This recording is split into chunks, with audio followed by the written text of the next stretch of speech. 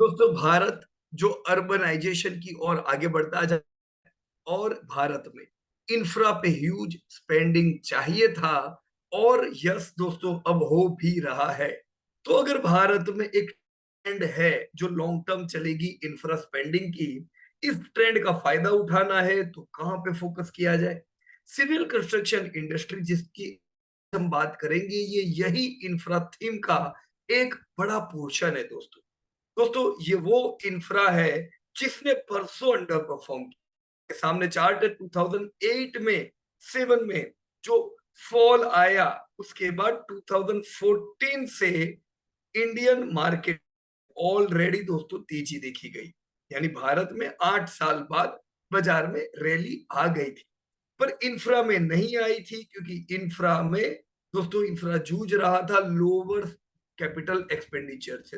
दोस्तों बड़ा कम investment road infra पे हुआ करता था, पर पिछले कुछ साल हमने देखे भारत में जबरदस्त स्पेंडिंग हुआ है इंफ्रास्ट्रक्चर के पीछे, जिसको देख के दोस्तों 2023 में इतने बरसों बाद दोस्तों 13 साल बाद इंफ्रास्ट्रक्चर ने ब्रेकआउट दिया था और एक नई तेजी की दोस्तों इंफ्रा ने शुरुआत की।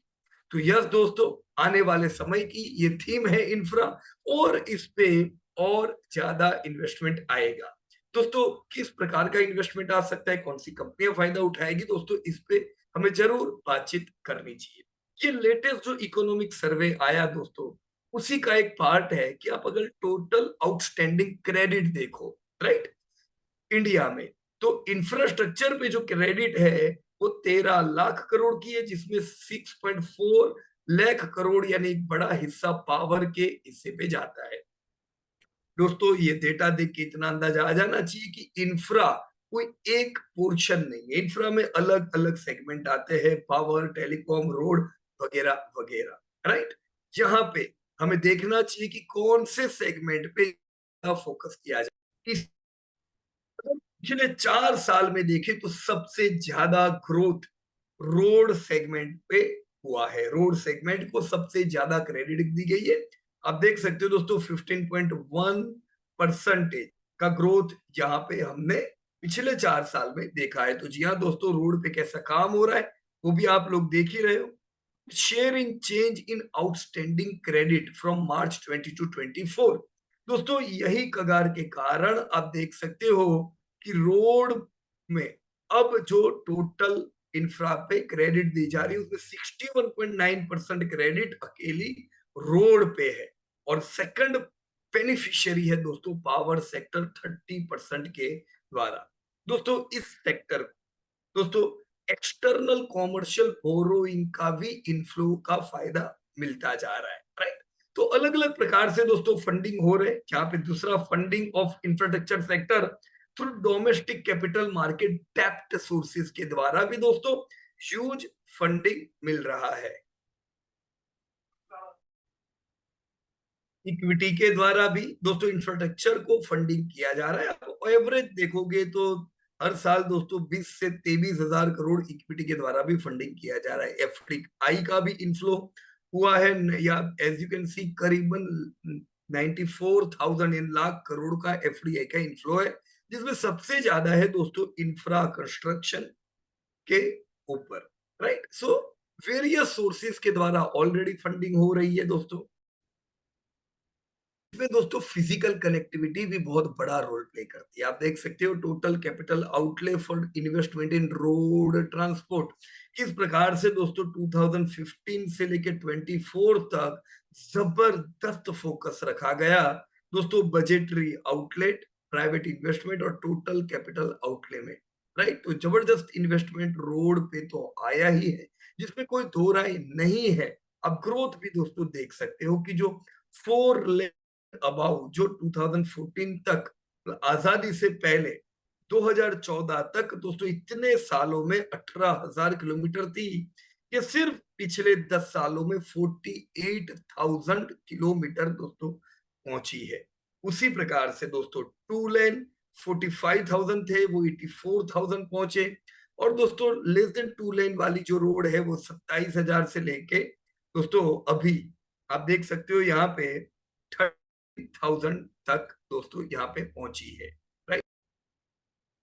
दोस्तों एवरेज पेश नेशनल हाईवे कंस्ट्रक्शन की 3 गुना बड़ी है दोस्तों। जो अब तक 11.7 किलोमीटर पर डे होती थी, वो 34 किलोमीटर पर डे दोस्तों पिछले साल पहुंची है, जो एक रिमार्केबल इंप्रूवमेंट है। इसी वजह से दोस्तों भारत में लॉजिस्टिक एफिशिएंसी में भी जबरदस्त इंप्रूवमेंट आया है दोस्तों। वर्ल्ड बैंक पे लॉजिस्टिक परफॉर्मेंस इंडेक्स में जो हम 54 नंबर पे हुआ करते थे 2014 में, वो 2018 में दोस्तों 44 पहुंची, और 2023 में दोस्तों 38 पहुंची। तो हम कंटिन्यू हमारा लॉजिस्टिक परफॉर्मेंस इंप्रूवमेंट में दोस्तों देखते जा रहे हैं। तो ठीक जैसे दोस्तों आपने रोड नेटवर्क को बढ़ते देखा, वैसा ही रेल का हाल है। कैपिटल एक्सपेंडिचर रेलवे पे क्या किया गया दोस्तों? 2020 में 1.5 लाख करोड़ का इन्वेस्टमेंट, ये बहुत अच्छा था, क्योंकि इनिशियली प्रीवियसली तो इससे भी बड़ा कम हुआ करता था।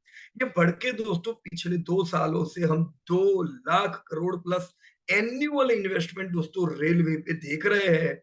और उसकी झलक आपने ऑलरेडी, अगर समय में 2-3 सालों में रेल मुसाफरी की है, तो आपने महसूस किया होगा कितना बड़ा चेंज दोस्तों रेलवे में दोस्तों आया। दोस्तों year wise production of कोचीज locomotives and vegans दोस्तों।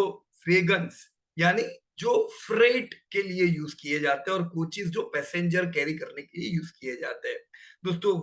वेगन्स हो या कोचीज हो, आप देख सकते हो पिछले सालों में एवरी ईयर हमने प्रोडक्शन ज्यादा किया है, जो ओवरऑल इंडस्ट्री के लिए ये दोस्तों बड़ा ही लाभदायी रहेगा, खास करके क्योंकि वेगन्स की यहाँ पे वृद्धि जबरदस्त की गई है। तो वंदे भारत ट्रेन जो कि अपने आप में दोस्तों एक अजूबा है, बहुत ही बढ़िया दोस्तों। हाई क्वालिटी ट्रेन जो हमने देखी पिछले सालों में, 2018 में 4 वंदे भारत ट्रेन रखी गई।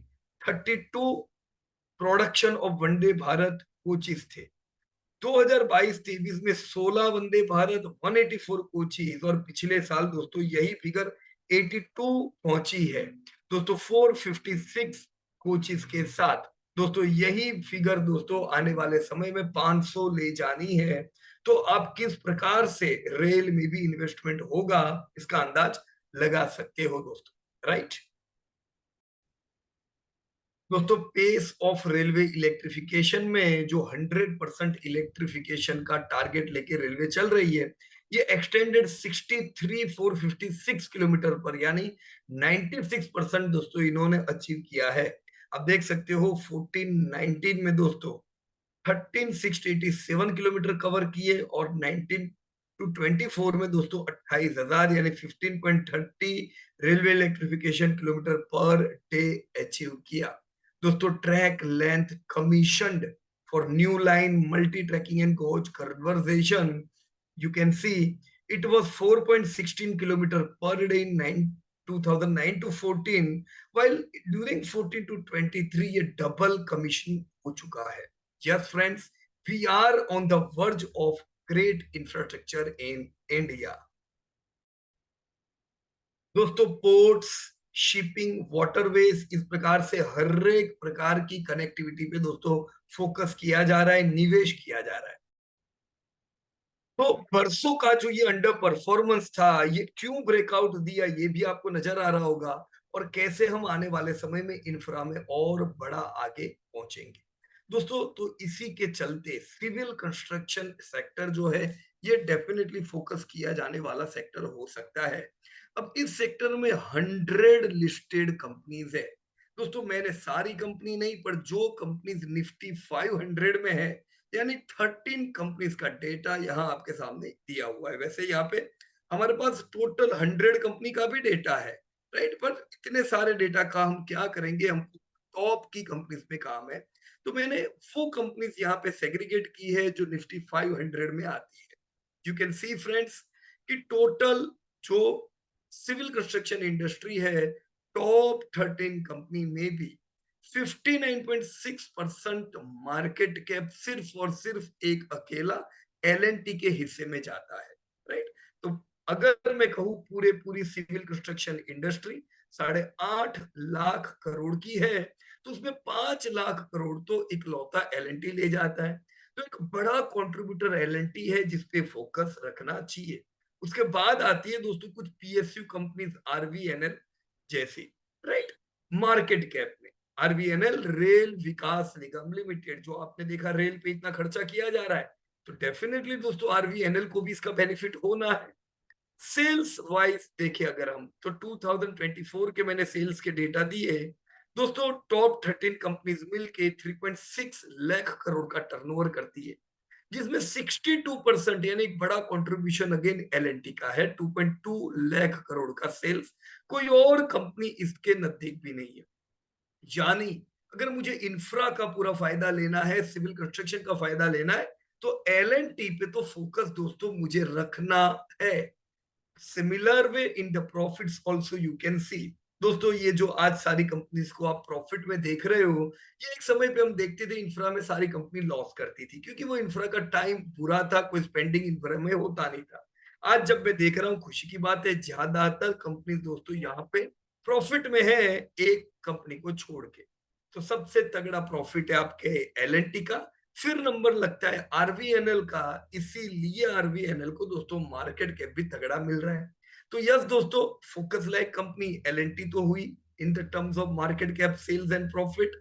And from PSU segment, L and T के अलावा जो निश मार्केट में है, आरवीएनएल भी यहाँ पे ध्यान कर सकते हैं, राइट? फॉर मूविंग फर्दर, अगर मैं ग्रोथ देखूं कि इन्होंने ग्रोथ पिछले इतने समय में कैसा किया है, तो सबसे पहले दोस्तों मैं आपको लॉन्ग टर्म ग्रोथ बताना चाहूंगा। दोस्तों ओवरऑल ये 13 कंपनी का डेटा कहता है कि भी 13% कगार का ग्रोथ हुआ है।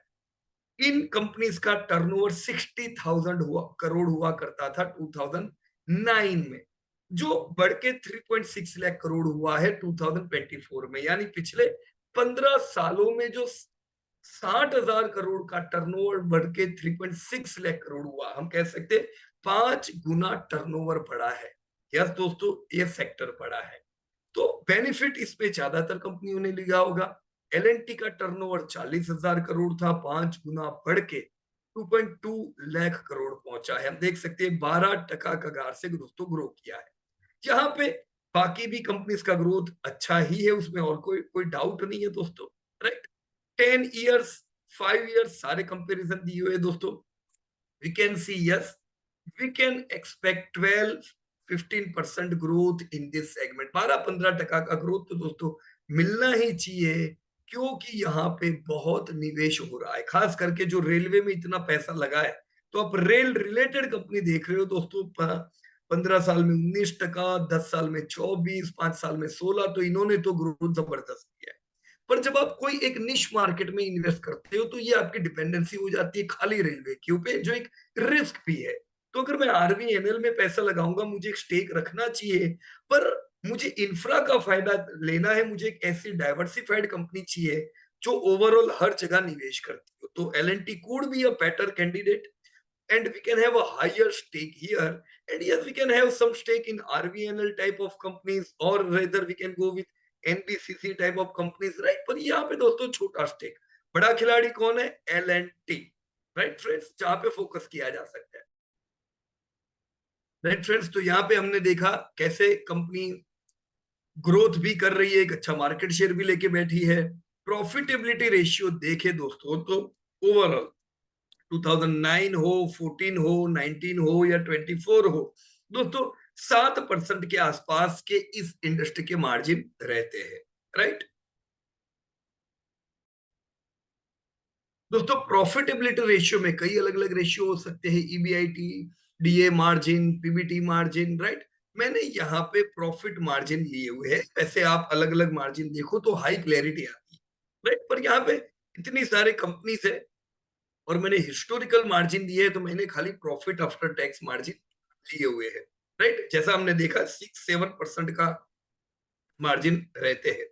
पर यहाँ पे जब आप अनइवन मार्जिन देखो, जैसे मैं यहाँ पे पीएनसी इंफ्रा का देख रहा हूँ कि इस साल इनको तो बहुत बढ़िया मार्जिन मिला 27%, पर ये मार्जिन काम का नहीं है दोस्तों।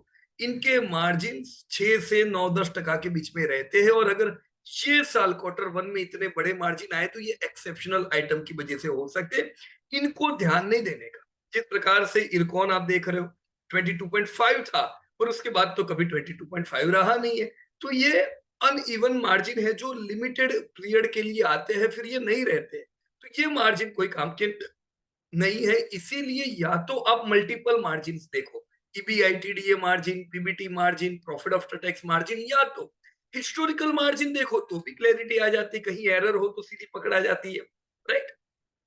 तो ओवरऑल दोस्तों मैं देख रहा हूं, yes friends, L and T जिसकी हम बात कर रहे थे, इनके मार्जिन इंडस्ट्री स्टैंडर्ड के हिसाब से बढ़िया है, राइट। ये क्वार्टर में अगर इस क्वार्टर में देखूं तो मार्जिन 20 बीपीएस से दोस्तों डिक्रीज हुए हैं। ग्रोथ भी आप देख सकते हो 15% से बढ़ा है, तो 15% से धंधे बढ़े हैं, लेकिन प्रॉफिट दोस्तों मार्जिन 2%, 6.5 के 6.3 हुए हैं, राइट। ये 20 बीपीएस से दोस्तों कम हुए हैं, तो प्रॉफिट पे इनकी असर आई होगी। तो क्वार्टर वन थोड़ा प्रॉफिट के लिए वीक है, बट इट्स ऑल राइट दोस्तों, लॉन्ग टर्म इंटैक्ट रहना चाहिए, क्योंकि इंफ्रा एक जबरदस्त ट्रेंडिंग सेगमेंट है इंडिया के लिए। दोस्तों कुछ सेगमेंट बिल्कुल नेगेटिव मार्जिन वाले हो, वहां पे बिल्कुल देखने का जरूर नहीं है। जो आरवीएनएल देखा, अब वो भी देख सकते हो 6-7% के मार्जिन पे रहता है।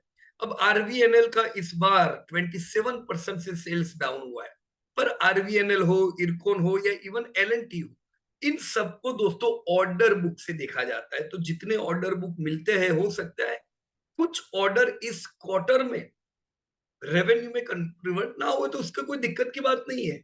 हमेशा इंफ्रा की कंपनी में ऑर्डर फ्लो देखते जाए कि इनको ऑर्डर कितने हैं, सेल्स ग्रोथ अच्छा रहेगा कि नहीं। तो एक आध बार क्वार्टर में नेगेटिव सेल्स दिक्कत की बात है, राइट, पर हाँ ऑर्डर फ्लो देखना चाहिए।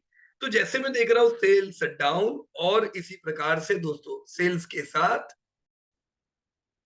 मार्जिन भी डाउन, राइट। एनबीसीसी के हालांकि मार्जिन दोस्तों बढ़े हैं, एनबीसीसी में 10% का ग्रोथ देखा गया है, राइट। तो हमने दोस्तों मार्जिन भी देखे।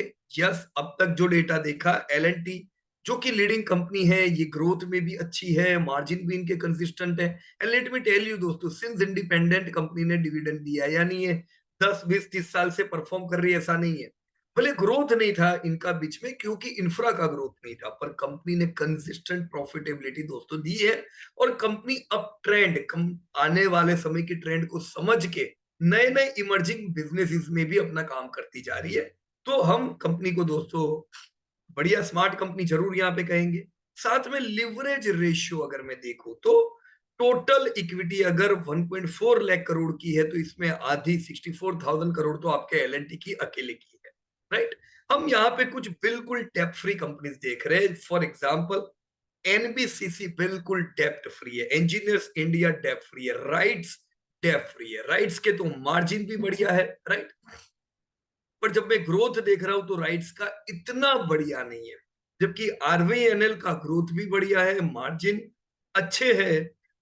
डेप्ट फ्री तो नहीं है, डेप्ट आरवीएनएल पे है। डेप्ट फ्री कौन है? NBCC, engineer India and rights. तो हम ये तीन को टॉप क्वालिटी कहेंगे, पर ग्रोथ की कमी है।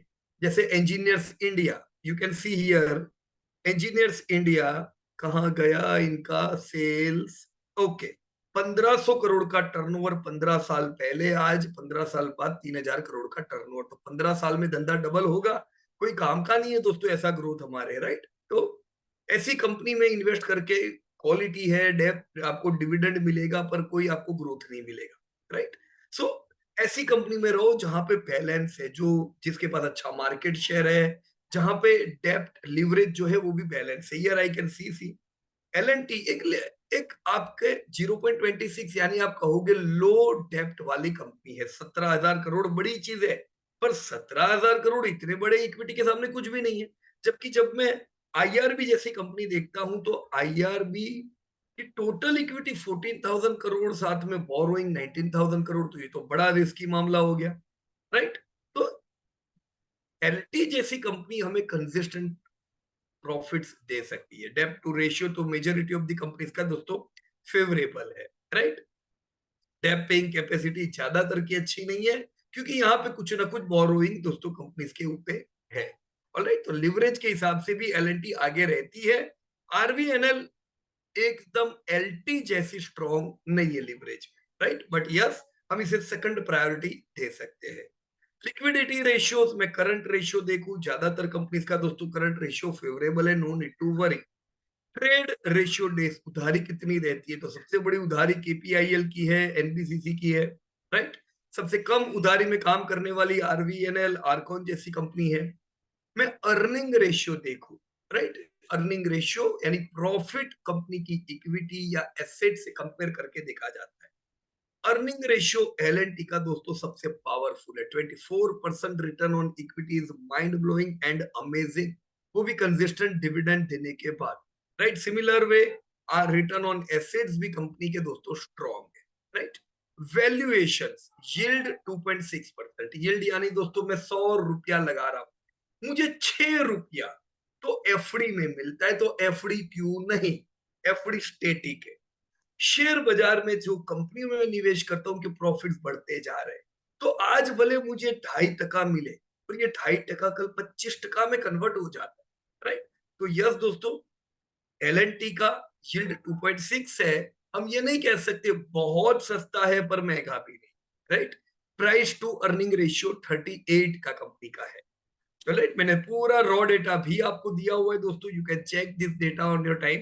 कंक्लूजन क्या दोस्तों, अगर मुझे कंपनी सॉलिड चाहिए जो जबरदस्त बिजनेस करती जाए, तो एल एंड टी मेरी टॉप प्रायोरिटी हो सकती है। मैं एल एंड टी के बाद रेल की आरवीएनएल या फिर कंस्ट्रक्शन में एनबीसीसी जैसी कंपनी के साथ भी दोस्तों जा सकता हूं, राइट। आने वाले 10-15 साल नहीं, आने वाले 2-3 दशक दोस्तों इंडिया के इंफ्रा थीम के हैं, जहां पे छोटी छोटी कंपनियों की संख्या बढ़ेगी, वो बड़ी बनेगी, और बड़ी जो कंपनी आज है वो जायंट बनेगी, क्योंकि ये 2-2 लाख करोड़ कोई बड़ी चीज नहीं है। हम इंडिया की इंफ्रा कंपनी को दोस्तों 10-10 लाख करोड़ भी पहुंचता देखेंगे, there is no doubt about it, right. So yes we need to focus on some companies, और लॉन्ग टर्म आप इसमें इन्वेस्टमेंट कर सकते हो दोस्तों। लार्सन एंड टोब्रो की मैंने फेयर वैल्यूएशन भी यहाँ पे दी हुई है। जैसा मैंने यहाँ पे बताया दोस्तों कि कंपनी के कई अलग अलग सेगमेंट है, जो प्रॉपर इंफ्रा सेगमेंट है, राइट, वो इनका बड़ा कंट्रीब्यूटर है। 38% टर्नओवर इंफ्रा से आता है, और ग्रोथ भी बढ़िया है।